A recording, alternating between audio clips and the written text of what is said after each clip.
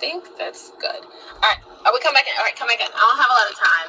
I only have like a good 20 minutes to do this video. I feel like I'm lying. I feel like every time I say I got 20 minutes, we be in here for 2 hours. Hey, Raheem. Happy birthday, Raheem. Come on in, come on in, come on in. Make sure that you guys support and get some badges. Do that. So I wanted to talk about really quick. I watched a video, an interview with this blogger. He has like his own podcast called Justin LA Boy, and he does it with one of other Diddy's sons, Justin LA, and he does it with one of Puffy's other sons. I can't remember the name of the podcast, but it's a podcast where they interview like celebrities, and the last recent interview was with the City Girls. And I watched as much as I could take. I watched as much as I could take of this interview with the City Girls. And it was just so nasty to me how these young girls think now. And one of the questions he asked JT, it was Young Miami. He asked Young Miami, what does a guy have to do to get, like when he's getting to know you, what does he have to do on a first date with you? You know, and she said he has to give me all of it on a first date. He got to take me shopping. He got to give me money. You know, she said, my baby daddy gave me $50K on the first date. He took me shopping. I want to fly it. Now, here's the thing. You got to wonder, what was she doing? What type of work was she doing to get $50K? What type of life she lived? Was she a stripper? I mean, the City Girls. I mean, I'm sorry. It's just like $50K. The thing is like, what type of woman gets $50K on a first date? Working in the entertainment industry, even if you're working in the hip hop industry, you know they're sleeping around to get their way to the top with women artists. Sorry, sad to say, that is the truth. Okay, unless you got some scruples and a backbone to resist that type of stuff, most of these female artists are going to sleep with rappers and prostitute themselves to get ahead. Let's keep going. Jets and planes. I need all of that on the first date.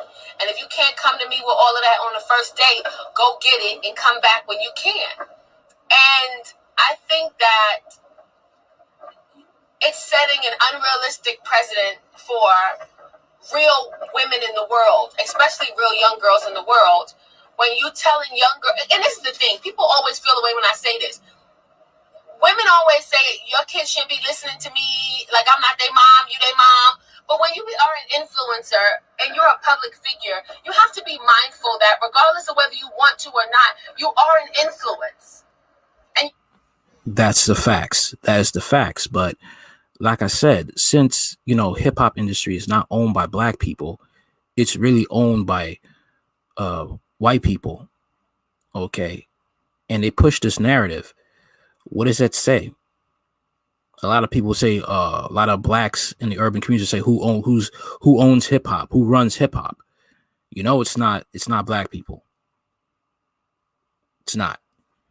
And this type of agenda being pushed out, that you have all these poor black women in these communities think they could have that life, and they're willing to get it by any means, even prostituting themselves, joining OnlyFans and doing, shady stuff, thinking they could get $50K on a first date, when you don't even have that money to take care of yourself.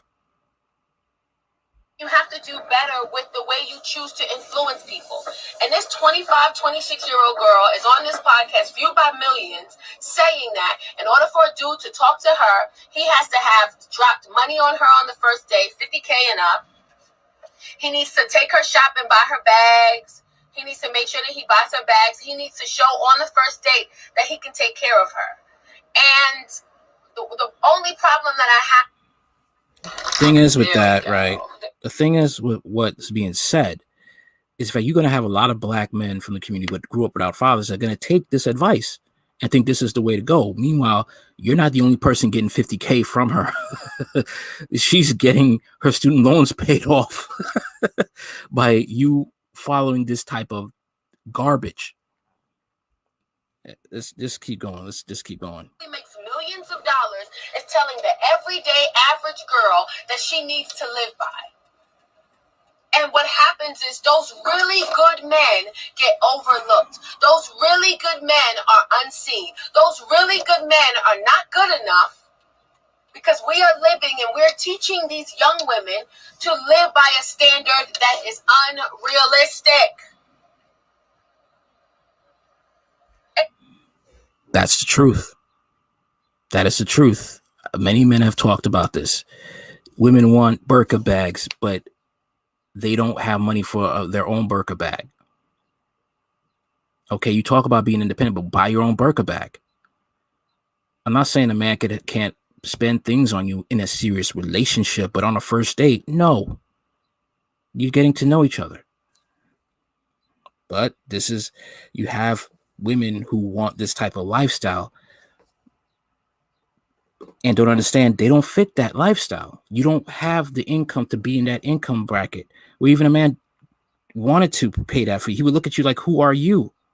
50K on a first date is not unrealistic if you are dating millionaires. You know, if you dating men in the industry and in the business who got 50K to drop on you. But the majority of us are not.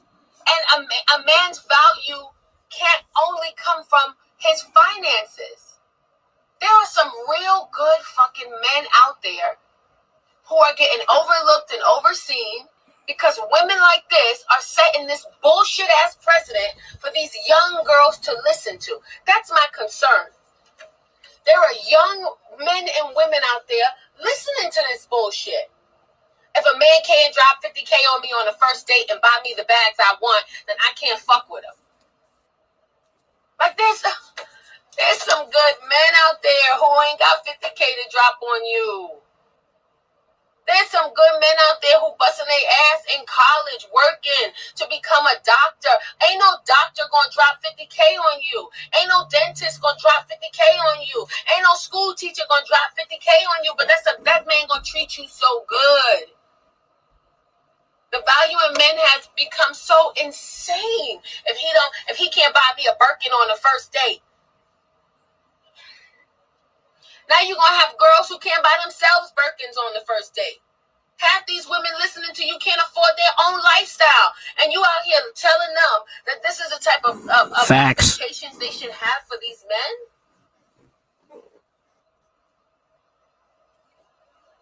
Girl.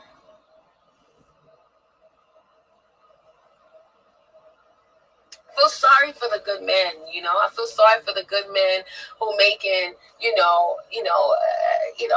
a decent amount of money, who busting their ass to get themselves together, who would genuinely take care of you. I feel sorry for the good men. Because that's the first thing women gonna ask nowadays. Like, women act like they pussy the prize. Like, bitch, your pussy ain't the prize. Some of y'all don't even wash y'all ass right. See what I mean? You got women in the projects, 3 kids, and they want a high value man. Not saying the kids kids, look, they're innocent. But the reality is you have to look at your options. If you have 3 kids, your options of getting that high value man is cut down a bit. And your dating pool gets smaller because most high value men do not want to date a woman with kids. Okay? Because that's a lot of responsibility and a financial bad investment if it goes south and she could hit him up with child support. You mothers know this. That's why you get so mad about it, because you're getting told, you're getting the spot blown out about your retirement plan. Most of you aren't looking for a man for love and provision. You're looking for help. That's it. And on to the next man. Some of you are like that. Some of you just have kids to collect a check. So you're mad with people like Kevin Samuels is telling the truth about these certain situations. So keep going.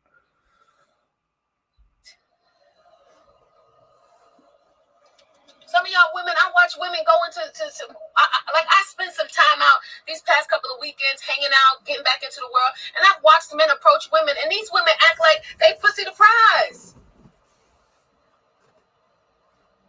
Dude walk up to you in a bar talking about some, can I buy you a drink? And she like, you can buy me a bottle. Bitch, can you buy you a bottle?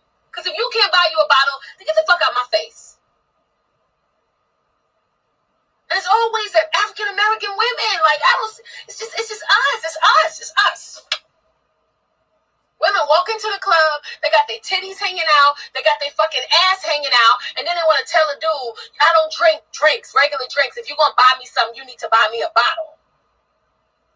And now that guy got to walk away with his, and I hope he don't. I hope he didn't when she said it. But, you know, men will walk away feeling down, like I'm not worth it because I can't buy you a bottle. And it sucks when all the women around have that same concept and idea.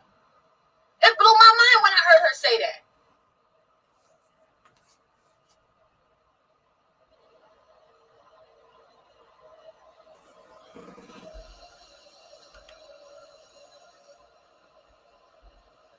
And I'm not saying that she can't have standards and boundaries for herself.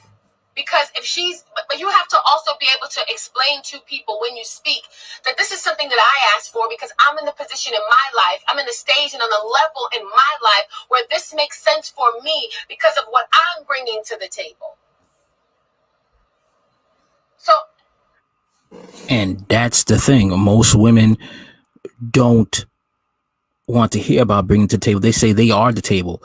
They want all these things, but they don't want to bring anything to the table tangible. What do you bring to the table? Can you buy me a bottle? Can you buy yourself a bottle? That's another thing. A lot of these women who make these demands, they can't even afford themselves. Now what? The man buy them a bottle, find out their living situation, has sex with them, and then you're trash. On to the next. Now you're going to feel hurt and hate men. A lot of these women don't understand also when you want high value men and your situation isn't great and he takes you on, you really should be looking at what is his intentions. There's a lot of rich psychopaths out there. I'm not saying that it's the worst thing in the world she could ever say. I'm saying that when you open your mouth to say something, you have to be thorough with what you're saying. You have to explain. But I'm in a situation in my life where I make six figures. I make a lot of money with what I do, and I'd like for the man who enters into my life to become with something as well. That's what you have to say, but you can't make some blanket fucking statement and not clarify, because then you got these young girls thinking that this is what they should be asking for, pushing out good, and I know some of y'all like, why you feel like this? Because I just feel like there's good men out there.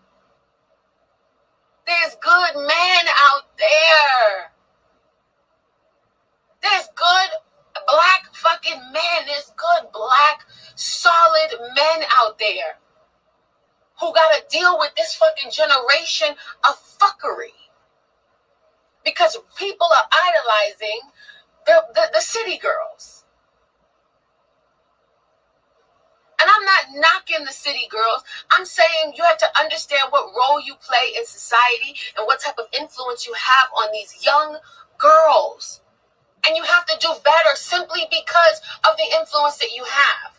And making a blanket statement like, just like they asked them another question and said, if your man had a small penis in a relationship, but he did everything you asked him to, but he had a small penis, would you cheat? I mean, what would you do? And a lot of women that was asked this question, response was, I would cheat on him. So if your man ain't packing, which you knew he wasn't packing, and he didn't have the meat that you desired, you continue to entertain him, you continue to move forward into a relationship with this man, reap the benefits of him being sweet to you, being nice to you, probably paying the bills, probably loving on you in a way ain't no other motherfucker loved on you, but because his dick ain't the size you wanted, you admit on camera. Now, here's the thing. If a man was to say that I'm not going to date this woman, even though she treats me well, she's overweight, but treats me nice, I'm not going to be with, I'm going to cheat on, you hear an uproar. But because it's this gynocentric feminist mentality, women want equality, none of the responsibilities. You saying men should take on women no matter what. We say, fine. Men said, okay, well, women got to do the same thing. Oh, hell no. No, you're oppressing me. See what I'm saying? Double standard. That you just gonna go cheat and risk everything. Like, women, what the fuck is wrong with y'all? If the man ain't got the meat that you want, you got two decisions. One, don't fuck with him. Or two, figure it the fuck out. They got sex stores. They got all kinds of toys. No sex dolls. No sex dolls. No, no, no, no, no. Grow up. Nuh-uh. That sex doll mid-towel crap is no. No, no, no. No sex dolls. Talk to him, tell him about his head game. You ain't gotta go risk your relationship, your lifestyle, what you want, and the person who's treating you well and good to go and like I don't know. I don't know. This is why Kevin Samuels is so popular. This is why Kevin Samuels is going viral regularly, because I believe that he is right when he says that a lot of women have unrealistic expectations from men. I agree 110% with him when he says that a lot of women, especially African American women, have unrealistic expectations from. That's exactly why these women are going crazy and losing their minds, because he's exposing the game. And the fact that he's a gay man exposing the game, that makes it even more they're angry, because gay men are supposed to be on their team. They're supposed to play by their playbook. They're supposed to be on their on board with them, and hating men and making men go reach these unrealistic expectations. But women don't have to do a damn thing. I'm telling you, it's not the fact that he's gay. Black women support the LGBT community a lot. It's the fact that he's gay and he's blowing the whistle on these women's BS, on these modern women woke BS. That's the problem here. Yes, Kevin Samuels gay. You have to be blind, deaf, dumb, and blind not to look and know that man is gay. Sorry. No man asks another man, oh, what's your meat size? Come on now. African American men. And because you have these unrealistic expectations and you think that you're the best and you're the best of the best. And I'm not saying that women shouldn't believe in themselves. I'm saying that we have to be realistic. And because we have these unrealistic expectations from these men, a lot of us are single. Because we're looking for some shit that don't exist, that ain't real. Or we looking for value in somebody that we don't even have in ourselves. I watched the bitch tell a dude, if you can't buy me a bottle, then you can't buy me nothing, with rainbow shoes on. Like, what?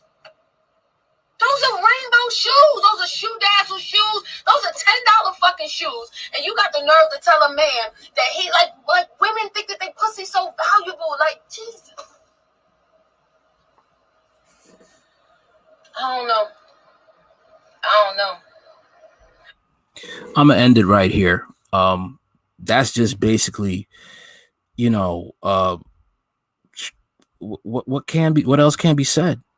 What else can be said? All right. What else can be said?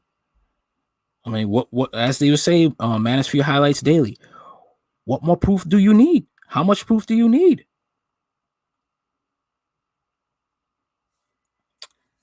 Like, share, comment, and subscribe.